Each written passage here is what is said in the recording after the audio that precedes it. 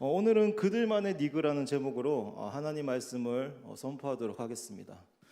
강은구 목사님이 가시면서 저에게 청년들에게 하나님 나라에 대해서 좀 설명을 하면 좋을 것 같아 라고 말씀을 해주셔서 오늘은 그 하나님 나라에 대해서 한번 알아보고자 합니다. 그 말씀을 알기 위해서 먼저 이 오노다 히로라는 이 사람에 대해서 알기 위해서 한번 영상을 다 함께 보도록 하겠습니다.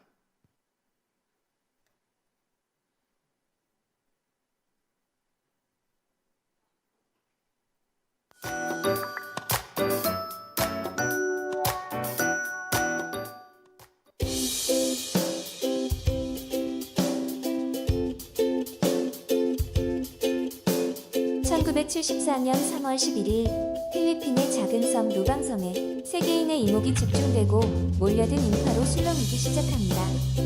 그 중심에는 짧은 머리에 낡고 색바른 군복을 입은 깡마른 일본인이 엄숙한 표정으로 서 있습니다. 이 일본 군인의 이름은 오노다 히로. 일본 제국이 패망하고도 29년 4개월 동안 필리핀 루방섬에 숨어 홀로 게릴라 활동을 해왔던 최고의 일본병입니다. 세계 2차 대전 당시 오노다 히로는 22살의 나이로 처음 필리핀의 루방섬에 파견된 군인이었습니다. 1945년 오노다 히로는 적의 후방 교란 작전을 맡았고 적의 공격을 차단할 수 있도록 임무 수행 명령을 받았다고 합니다.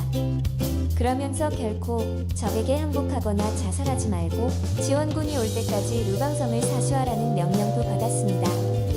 1945년 2월 명령을 받은 지 얼마 되지 않아 연합군의 공격에 오노다 히로가 속해 있던 부대원들은 대부분 전사하게 되었고 오노다는 3명의 동료와 함께 필리핀의 정글로 숨어 들어가게 됩니다. 일본 본토인 히로시마와 나가사키의 원자폭탄이 투하되고 1945년 8월 일본은 항복을 선언함으로써 패망을 하게 됩니다. 대부분의 일본군은 항복을 선언하였고 이 소식을 모르는 외딴 섬이나 정글에 있던 일본군에게도 확성기나 전단으로 패망 소식을 전하게 됩니다. 오노다 히로 또한 라디오와 전단을 통해서 이 소식을 듣게 됩니다. 그러나 그는 이것은 믿음의 심리전이다. 우리를 속여 투항시키고 죽일 것이다. 라며 계속해서 루방섬에 남아 게릴라 작전을 펼치게 됩니다. 3명의 동료를 하나씩 잃었음에도 그는 혼자 남아 계속해서 전투를 이어나갑니다. 30년간의 계속된 전투 행위에 의해 필리핀 경찰, 군, 미군 병사는 30명 이상 살상되었다고 합니다. 사실 필리핀의 입장에서 그는 식량을 위해 민가를 약탈하고 죄 없는 민간인을 살해하고 다치게 하는 등 폐악질을 일삼아왔기에 골칫거리였습니다. 일본에서 이러한 오노다 히로에 대한 소식을 들은 스즈키 노리오가 그를 설득하기 위해 필리핀의 루방섬을 방문하게 됩니다. 결국 그는 스즈키 노리오의 설득에 전쟁은 이미 끝났다는 것을 인정하게 됩니다. 그러나 같이 일본으로 귀국하자는 말에 자신은 상관의 명령 없이는 근무지를 이탈할 수 없다라며 귀국을 완강히 거부하게 됩니다. 결국 일본 정부는 오노다 히로의 직속 상관 중 한 명이었던 다나구치 요시니를 수소문하게 됩니다. 그리고 다나구치 요시니는 루방섬으로 직접 가서 오노다에게 투항 명령서를 정식으로 수령하게 합니다. 항복과 함께 군경에 넘긴 그의 군장들과 무기들은 수십 년의 세월이 흘렀음에도 잘 정비가 되어 있었다고 합니다. 오노다 히로는 필리핀 입장에선 수십 명을 살상한 휘막검이지만 필리핀 마르코스 대통령은 그를 특별 사면하고 그는 곧 일본으로 귀국할 수 있었습니다. 이후 오노다는 일본에 돌아온 후 살아있는 일본의 정신가며 일본 우익단체들에게 영웅으로 추대받게 됩니다.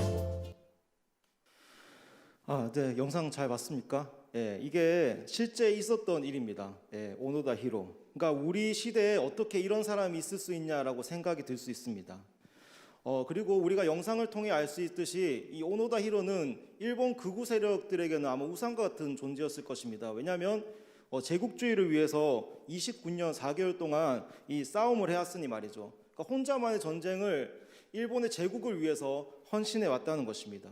그의 칼과 총을 보면 그가 얼마나 전쟁을 위해서 매일매일 노력하면서 살았는지를 알 수가 있습니다.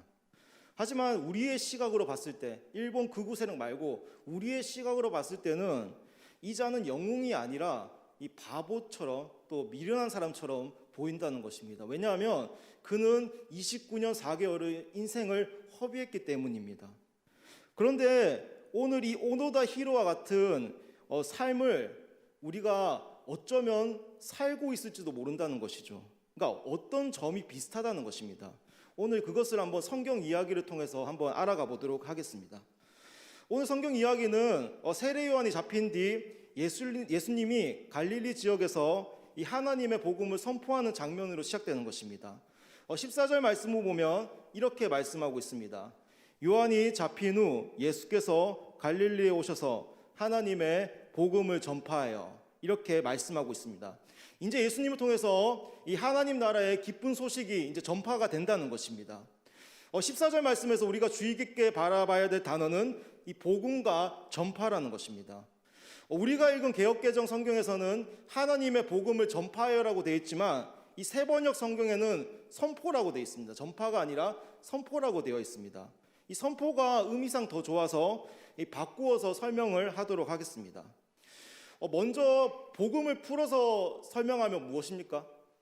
복음을 풀면 어떤 뜻일까요? 답하셔도 됩니다. 기쁜 소식이죠. 복복 소리 해가지고 기쁜 소리, 기쁜 소식입니다. 자, 그러면 우리는 이 기쁜 소식, 복음을 어떻게 생각하며 나아갈까요? 자, 여러분들에게 복음이 무엇입니까? 라고 했을 때 여러분들은 어떤 답을 해줄 수 있습니까? 아마 대체적으로 이렇게 대답을 할 거예요. 예수님이 우리를 위해서, 우리 죄를 위해서 십자가에 못 박혀 죽으심으로 우리는 하나님의 자녀가 되었다. 천국 가게 되었다. 이런 게 우리가 생각하는 대체적인 복음이라고 생각을 합니다. 하지만 그 당시의 복음의 의미로 비추어 보면 우리가 생각하는 복음의 의미와 사뭇 다를 수가 있다는 것이죠. 복음은 예수님만 썼던 단어가 아닙니다. 예수님 시대 때도 복음이란 단어를 많이 썼습니다. 그러니까 예수님만 유일하게 쓴 단어는 아니라는 것이죠. 하지만 우리가 생각하는 그런 복음의 의미는 아니라는 것입니다. 그 당시 복음은 어떤 의미였냐면 왕이 태어나거나 왕이 다스리기 시작했을 때 복음의 의미를 썼습니다. 그럼 이러한 의미로 복음을 이해하면 어떤 의미로 쓰일 수 있습니까? 예수님이 왕으로 태어났고 예수님이 다스리기 시작한다. 예수님이 이 땅에 왕으로 섰다가 바로 복음의 의미라는 것이죠. 이게 바로 기쁜 소식의 진정한 의미라는 것이죠. 그러니까 예수 믿어서 하나님 자녀가 되었다는 그 의미를 넘어서 예수님이 이 땅을 통치하시고 예수님이 이 땅에 왕으로 섰다가 바로 기쁜 소식의 의미라는 것입니다. 여기 계신 분들 중에 일제감정기 시대를 겪어본 분은 없겠지만 역사를 배움을 통해서 우리는 알 수가 있는 게 뭐냐면 누가 다스리냐에 따라서 슬픈 소식이 될 수 있고 기쁜 소식이 될 수 있다는 것이죠. 우리나라가 일본의 나라를 빼앗겼을 때 백성들의 모습이 어땠을까요? 눈물을 흘렸습니다. 통곡을 했습니다. 그 이후 일본이 패망하여서 우리나라가 독립하게 되었을 때 어땠습니까? 기쁘고 한호성을 외쳤습니다. 태극기 흔들면서 대항 독립 완세라고 크게 외쳤다는 것이죠. 우리는 이걸 알아야 됩니다. 누가 나의 인생을 다스려가냐에 따라서 나의 삶은 눈물을 흘리는 삶이 될 수가 있고 기쁨을 외치는 삶이 될 수가 있다는 것이죠. 누가 다스리고 이끌어가는지가 중요하다는 것입니다. 그러니까 이러한 의미로 오늘 말씀을 한번 보십시오. 예수님이 이제 이 땅을 다스리기 시작합니다. 제사슬에 묶인 백성들에게 이렇게 선포하는 것입니다. 너희에게 하나님 나라가 가까이 왔다. 너희들이 이제 자유의 몸이다. 제사슬에 묶여서 노예의 삶을 살고 있는 데에게 이것을 선포하는 것입니다. 그러면 이들에게는 어떤 소식일까요? 정말 기쁜 소식이라는 것이죠. 더 나아가서 중요한 것이 무엇이냐면 복음은 설득이 아니라 선포라는 것입니다. 그러니까 예수님은 이스라엘 백성들을 향해서 설득하지 않았습니다. 내가 이 하나님 나라를 이끌고 왔는데 너 나 믿으면 자녀 될 수 있고 하나님 나라 백성 될 수 있어. 어떻게 좀 믿어볼래? 라고 설득하지 않았다는 것이죠. 예수님은 그들을 향해서 하나님 나라를 선포했다는 것입니다. 그럼 왜 예수님은 그들을 설득하지 않고 왜 선포했을까요? 바로 예수님을 통해 그 나라, 하나님 나라가 실현되고 있었기 때문입니다. 예수님을 통해 이미 실현된 그 하나님 나라를 이제 선포함을 통해서 예수님은 그들에게 이런 메시지를 주는 거죠. 너희들이 어디에 속할지 이제 선택을 하라고. 하나님 나라가 선포됐으니 너희들은 이제 노마의 속박에서 살 것이냐, 아니면 예수님 왕 되신 그 하나님 나라에 살 것인가 선택을 하라는 것입니다. 우리는 의도하지 않지만 이 복음을요, 때로는 설득의 도구로 쓸 때가 많습니다. 이렇게 말이죠. 지금 네가 예수 믿으면 참 좋겠어. 정말 예수 믿어서 지옥 가지 않고 천국 가면 참 좋겠어.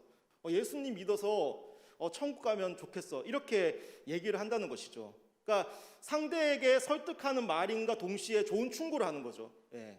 네가 이렇게 하면 좋을 것 같아. 여러분, 복음 선포와 좋은 충고의 차이점이 무엇인 줄 아십니까? 복음 선포는 이미 일어난 일을 선포하는 것입니다.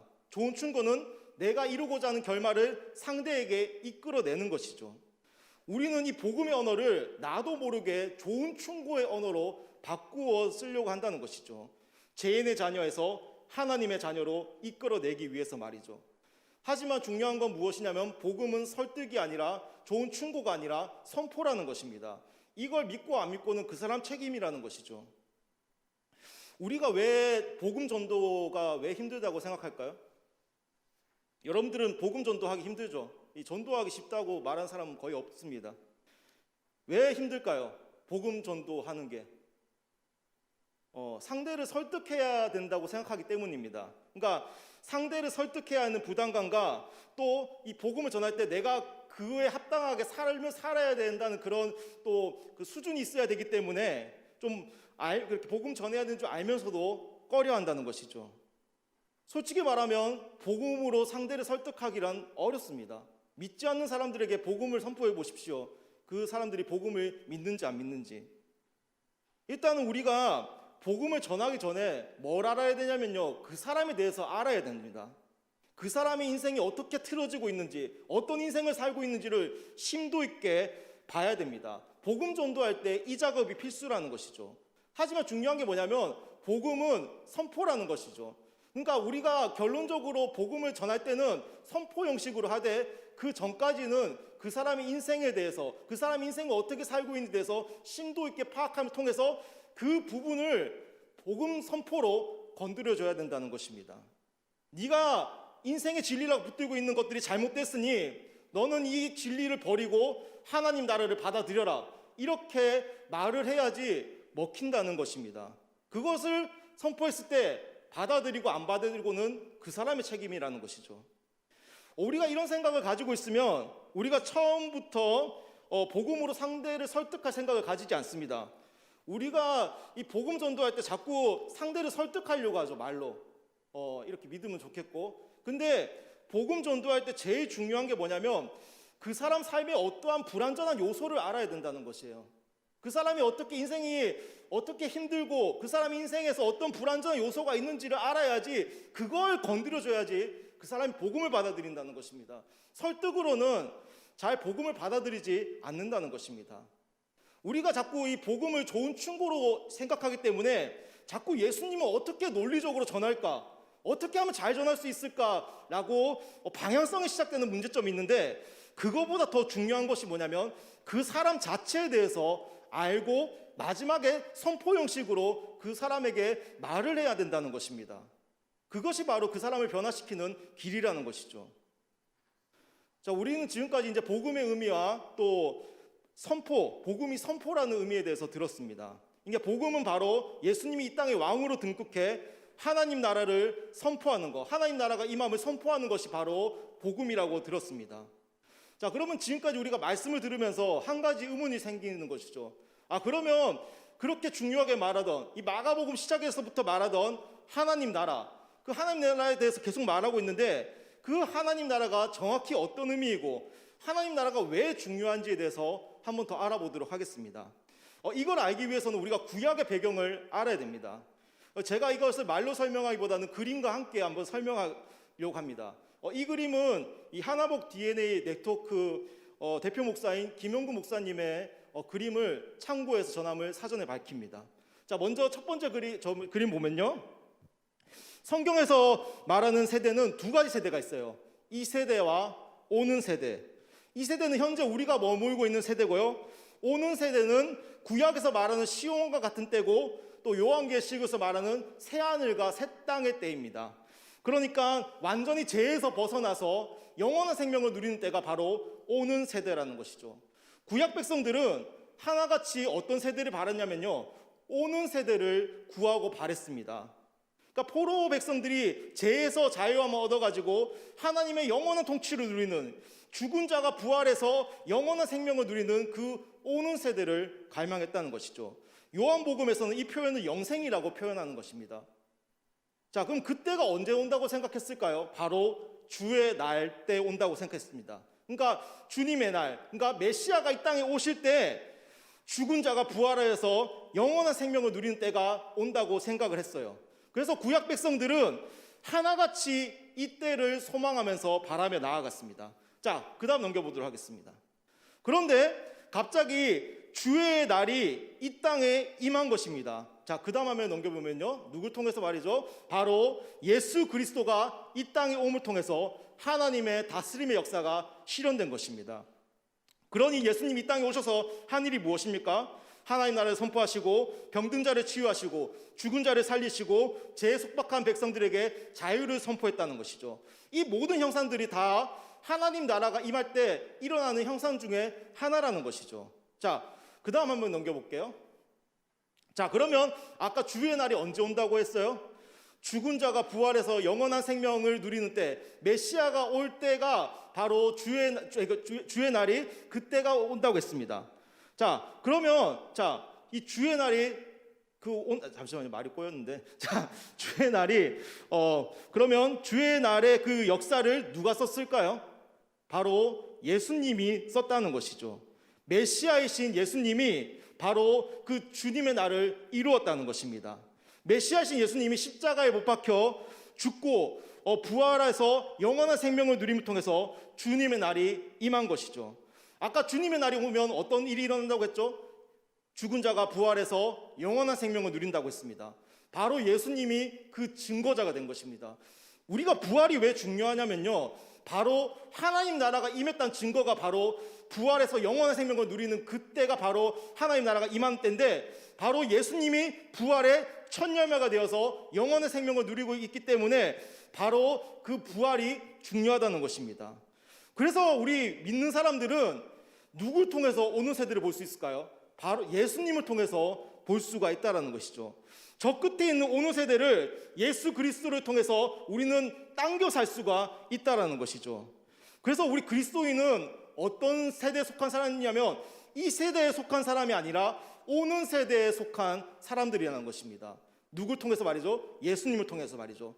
예수님이 부활하고 영원한 생명을 누리는 그 모습을 통해서 우리는 오는 세대의 사람이 된 거고, 오는 세대를 소망하면서 살 수가 있다는 것이죠. 죽어서 천국 가는 삶만 누리는 것이 아니라 현재 실현된 천국을 누리면서 살 수가 있다는 것이죠. 이미 우리 가운데 하나님 나라가 임했다는 것입니다. 하지만 중요한 게 무엇이냐면 아직 완전한 그때는 오지 못했다는 것이죠. 이 세대에 머물면서 우리는 무엇을 봅니까? 죄로 인한 마음과 죄로 일어나는 그런 여러 가지 사건들을 볼 수밖에 없다라는 것이죠. 우리는 그래서 이 세대와 오는 세대를 겹쳐 사는 사람들입니다. 이 세대에 머물고 있지만 예수 믿음을 통해서 오는 세대를 경험하는 그러한 사람들이라는 것이죠. 그래서 우리는 두 시대를 겹쳐 살고 있기 때문에 완전히 임할 그 오는 세대를 소망하며 나아갈 수밖에 없다라는 것입니다. 그래서 예수 그리스도의 재림을 기대하고 소망하는 것입니다. 여러분이 읽은 오늘 말씀에 보면 이 15절 말씀에 그 때라는 그 말이 있는데요, 그 때가 바로 구약 약속의 성취의 때라는 것이죠.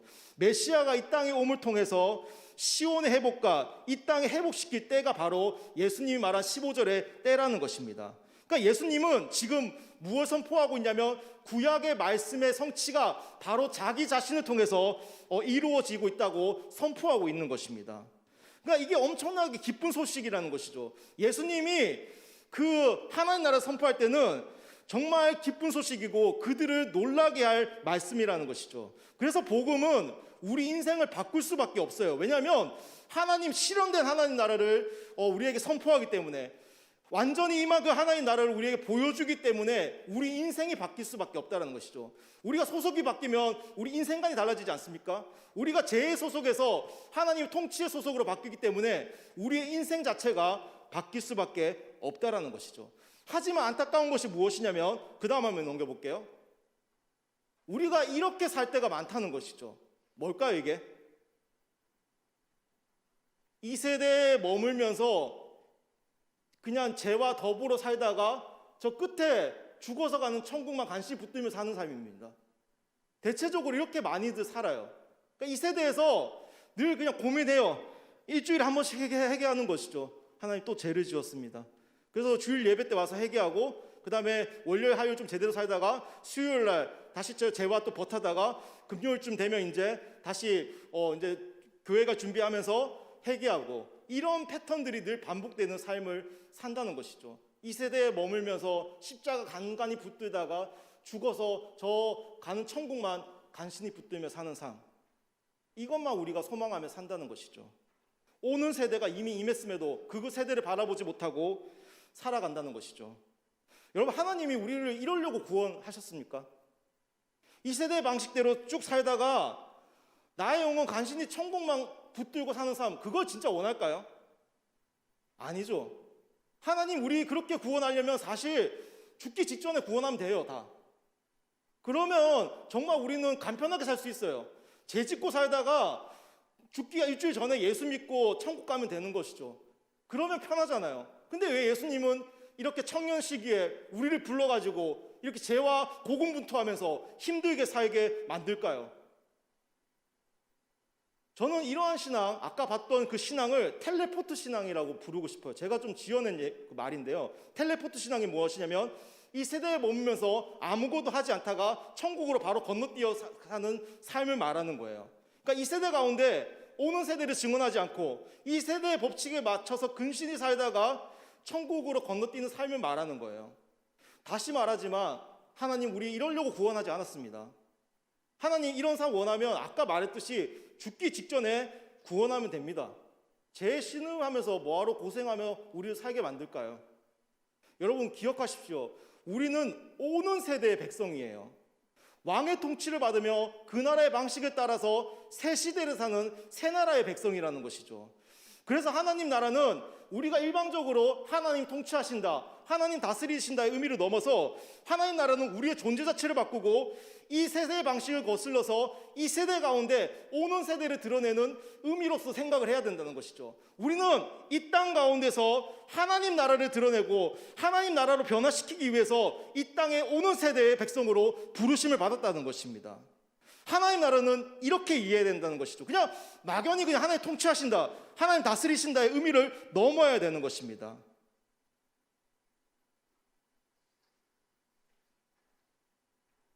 그래서 우리는 우리 가운데 예수님 왜 성령을 왜 주셨을까요? 바로 성령이 내 마음의 율법이 되어가지고 그 오는 세대를 드러내면서 살아라고 우리에게 성령을 주신 거예요. 성령님이 바로 하나님 나라가 임했다는 증거입니다. 하나님이 동행하시고 하나님이 그 길을 알려주시니까 말이죠. 하지만 안타까운 것이 무엇입니까? 우리는 오노다 히로의 행동을 은연중 똑같이 따라하고 있다는 것이죠. 현재 우리가 잘 알듯 사탄의 나라는 이미 예수 그리스도 통해서 패망했습니다. 여기 계신 분들 중에 다 알 거예요. 그리고 우리는 이걸 압니다. 예수 그리스도 통해서 이 땅에 하나님 나라가 왔고 오는 세대가 이 땅에 도래했음을 알고 있지만 우리는 은연중에 이런 생각을 하는 거죠. 하나님 나라가 눈에 보이지 않죠. 하나님 나라가 눈에 보입니까? 하나님 나라가 눈에 보이지 않으니까 은연중 어떤 나라에 헌신하며 삽니까? 사탄의 나라에 헌신하며 살아갈 때가 많다는 것이죠. 이미 망한 사탄의 나라의 가치들을 붙들고 내려놓지 못하고 사는 것이죠.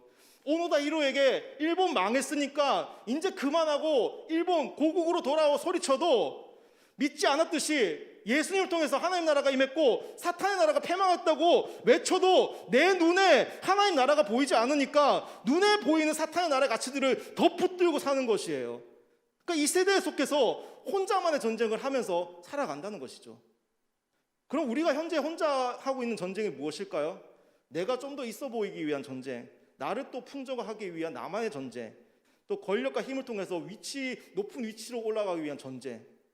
그리고 이 사회 체계 자체가 서바이벌 구조로 되어 있기 때문에 서로가 서로의 전쟁을 붙이긴 체계이긴 합니다. 그러니까 우리는 이 사회에 있으면 저 경쟁을 할 수밖에 없는 체계이긴 하죠.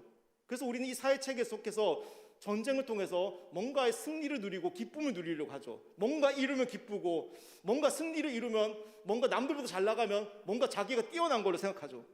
근데 이 행위는 오노다 히로의 행위와 정말 같습니다.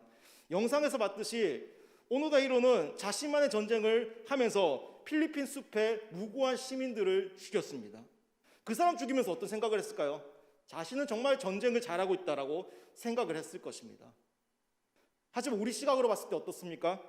거기서 이겨봤자 무슨 소용이 있습니까? 이미 그 나라 패했는데, 그 나라 위해 싸워봤자, 망한 일본을 위해 싸워봤자 무슨 소용이 있습니까? 하나님 우리 바라볼 때 딱 그런 생각이에요. 무엇하러 망가져가는 그 사탄의 나라에 헌신하며 살아가는지 말이죠. 정말 한심하게 바라볼지 모릅니다. 우리가 만약에 그렇게 살고 있다면, 그런 삶을 살고 있다면 우리는 그들만의 리그를 하고 있을지 모르죠.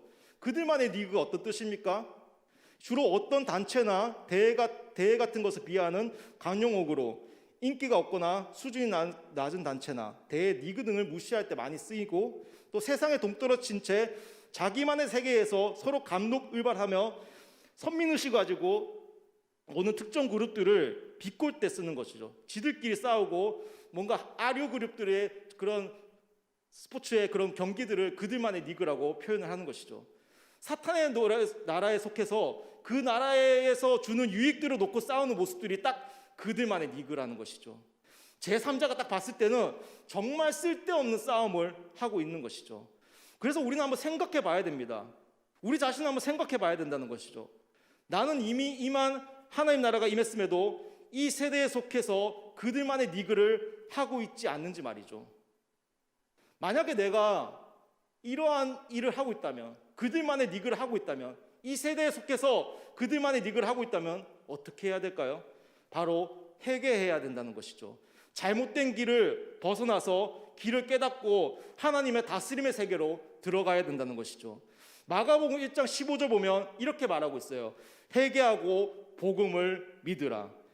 잘못된 길을 벗어나서 이제 예수님이 선포한 하나님 나라를 받아들이라는 것이죠.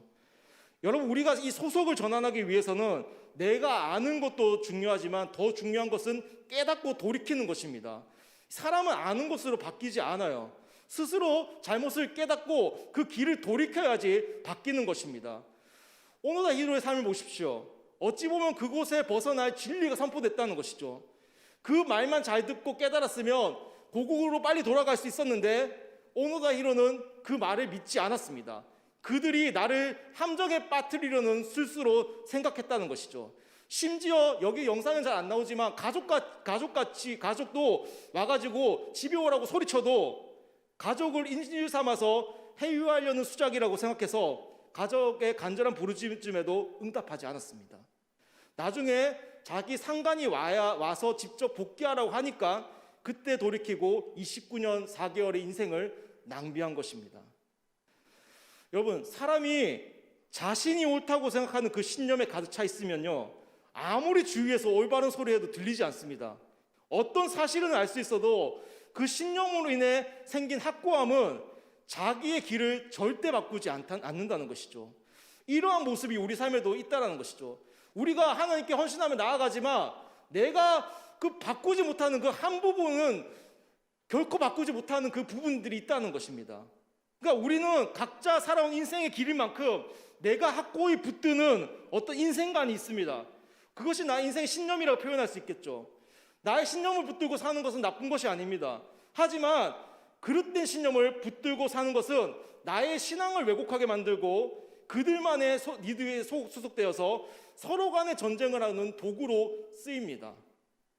그러니까 제가 지금 또 이렇게 하나님 나라를 설명을 해도 어떤 이들은 이렇게 생각할지 모릅니다. 그냥 적당히 예수 믿다가 그냥 천국 가면 되지 뭐하러 인생 힘들게 사냐, 이렇게 생각할 수 있다는 것이죠. 그게 여러분들의 인생관인 거예요. 여러분이 인생관을 바꾸지 않으면 하나님 나라에 헌신되지 않고 예수님께 헌신하지 않습니다. 그러니까 우리는 확고히 그 붙드는 그것을 성경을 통해서 확고히 붙들어야 된다는 것이죠. 그러니까 우리가 성경에서 말하는 그 값진 진리들을 확고히 붙들면서 나아가야 된다는 것이죠. 제가 이렇게 계속 지금 죽어서 천국 가는 게 계속 나쁘다고 자꾸 얘기하는 것 같은데, 저는 죽어서 천국 가는 게 이루어진다고 100% 믿는 사람인데, 제가 이 얘기를 하는 것은 뭐냐면, 죽어서 천국 가는 것만 자꾸 생각하기 때문에 현재 임한 하나님 나라를 바라보지 못할까 혹여나 염려가 되어가지고 제가 지금 이 천국을, 죽어서 천국 가는 것을 약간 안 좋게 얘기하는 건데, 죽어서 천국 가는 삶은 우리가 이루어질 것입니다. 우리가 이루어질 것이지만 우리가 현재 중요한 게 뭔지 한번 생각해 보자고요. 현재 우리가 무엇을 해야 되는지, 그 진리가 무엇인지를 한번 생각해 보자는 것이죠. 하나님의 진정한 부르심이 과연 무엇일까? 하나님 진정한 부르심은 바로 예수님이 이 땅에 이루어 놓으신 것을 우리가 드러내는 것입니다. 그것이 예수님이 우리를 이 땅에 부르신 진정한 목적이라는 것이죠. 그런데 내가 그 목적의 부르심에 응답하지 않고 있다면 우리는 그들만의 리그에 소속되어서 이 세상의 것을 놓고 세상 사람들처럼 쓸데없는 것을 놓고 싸우고 있을지 모릅니다. 만약 그러고 있다면 당장 그곳을 빠져나와야 되는 것입니다. 회개함을 통해서 나의 소속을 사탄의 나라에서 하나님 나라로 전환을 해야 된다는 것이죠. 그래야지 여러분들이 부르심에 합당한 삶을 살게 될 것입니다. 여러분, 2000년 전에 이미 예수님은 선포했습니다. 하나님 나라가 이 땅에 임했음을 말이죠. 그리고 사탄의 나라는 2000년 전에 패망했습니다. 그런데 우리가 언제까지 오노다 히로처럼 끝난 전쟁을 믿지 못하고 혼자만의 전쟁을 하며 살아갈 것입니까?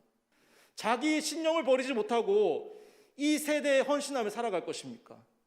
그들만의 리그에 속해서 이득 없는 싸움을 언제까지 할 것입니까? 그들만의 리그는 우리를 멸망의 삶으로 인도할 것입니다. 여러분들이 그들만의 리그를 해보십시오. 남는 게 있는지 말이죠. 그러니 예수님의 말씀 한번 다시 기억하기 원합니다. 예수님의 선포를 다시 한번 기억하기 원합니다. 회개하여라, 하나님 나라가 가까이 왔다. 복음을 믿으라. 이 말씀을 기억하여서 우리 귀한 청년 시기에 정말 쓸데없는 싸움 하지 말고 정말 값진 곳에, 값진 것에 우리가 정말 투자하면서 사는 우리 청년들이 되기를 원합니다. 그런 성석의 청년들이 되기를 주님의 이름으로 축복합니다.